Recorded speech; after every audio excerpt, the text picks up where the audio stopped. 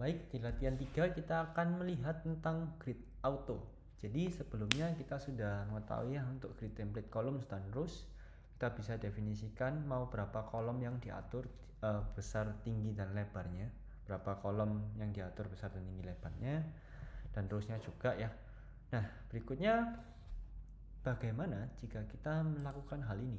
Kita tadi juga sudah mencoba bahwa grid columns dan grid row itu digunakan untuk mengatur posisi dari itemnya mau ditampilkan dari mana ke mana. Kita bisa mengatur secara mandiri. Bisa dibayangkan bahwa jika kita memiliki template seperti itu ya, templatenya itu tadi hanyalah dua yang kita setting, yaitu kolom pertama, kolom kedua, row pertama dan row kedua, di mana itu 60px, 60px dan 90px, 90px. Ketika kita menerapkan ini, apa yang akan terjadi seperti itu?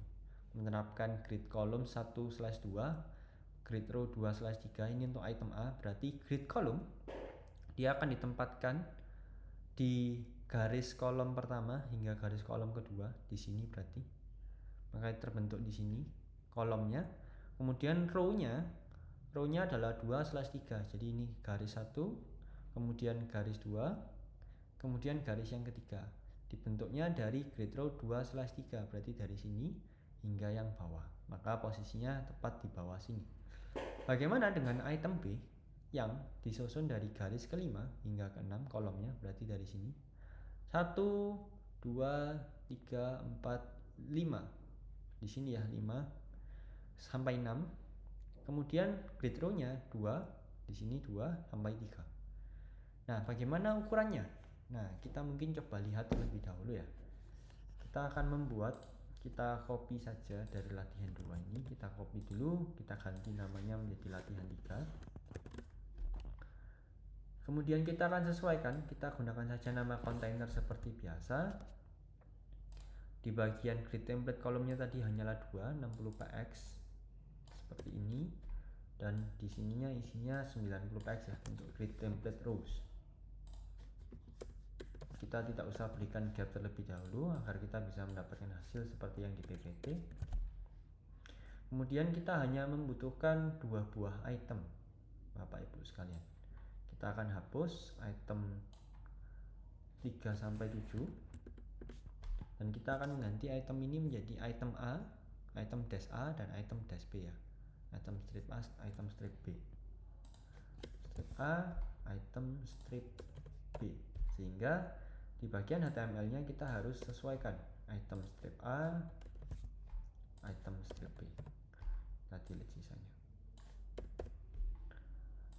Di angka 1 akan kita ganti dengan item A, angka 2 akan kita ganti dengan item B. Seperti ini Bapak Ibu sekalian.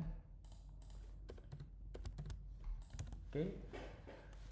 Kemudian dalam kondisi ini kita akan lihat dulu ya apa yang terjadi.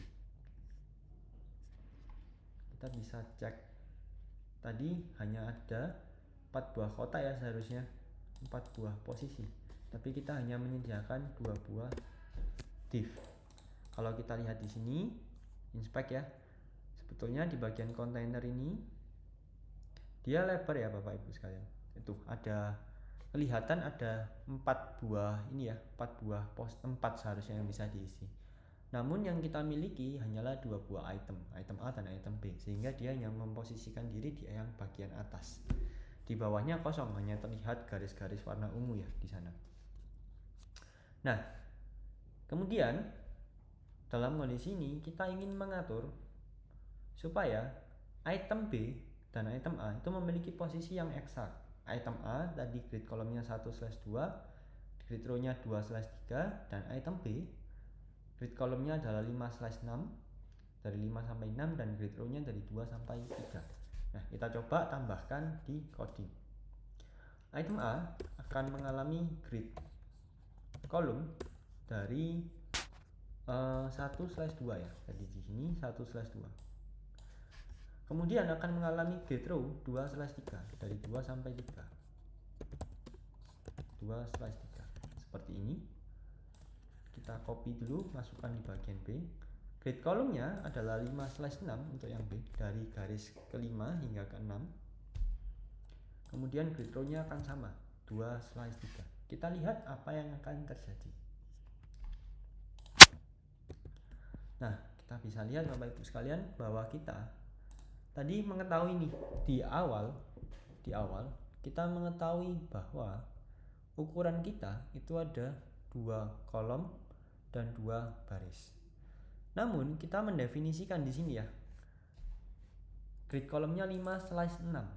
Artinya akan ada garis 1, 2 membentuk satu kolom, 2, 3 satu kolom, 3, 4 satu kolom, 4, 5 satu kolom, 5, 6 satu kolom. Berarti akan ada 5 kolom sebetulnya.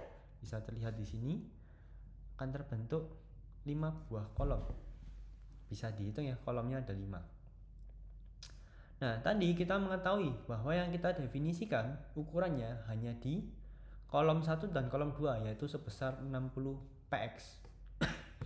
Sebesar 60 px. Tapi tinggi dari dua rows-nya adalah 90 px-an. Nah, sehingga Bapak Ibu bisa lihat bahwa di kolom 1 dan di kolom 2 itu ukurannya kecil ya. Yang di sebelah kiri, yang di sebelah sini kecil ya.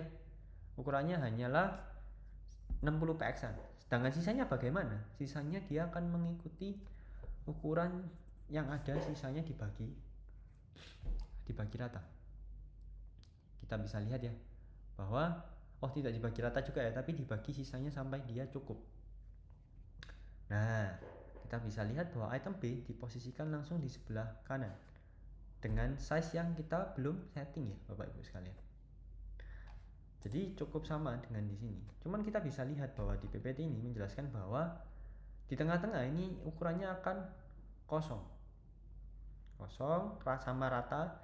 Di bagian terakhir itu yang akan auto Bapak Ibu sekalian. Autonya berarti dia akan melebar ini. Nah, di bagian terakhirnya dia melebar sendiri ya. Di tengah-tengahnya sama nih ukuran 2 ini. Seperti itu.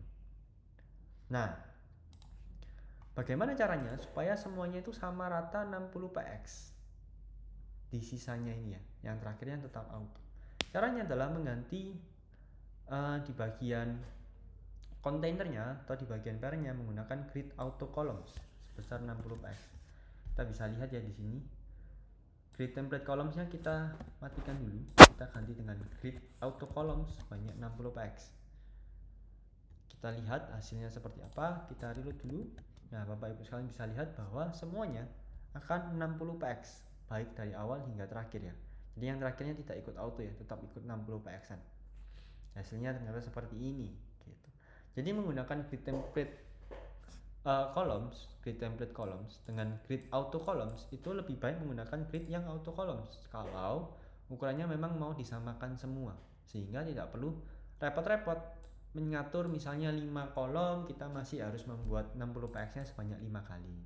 6 kolom nanti kita menyesuaikan lagi. Nah, lebih baik langsung saja sekali jalan menggunakan grid auto column seperti itu. Baik, itu untuk latihan 3 Bapak Ibu sekalian. Kita bisa lihat di sini bahwa ada 5 kolom dan 2 buah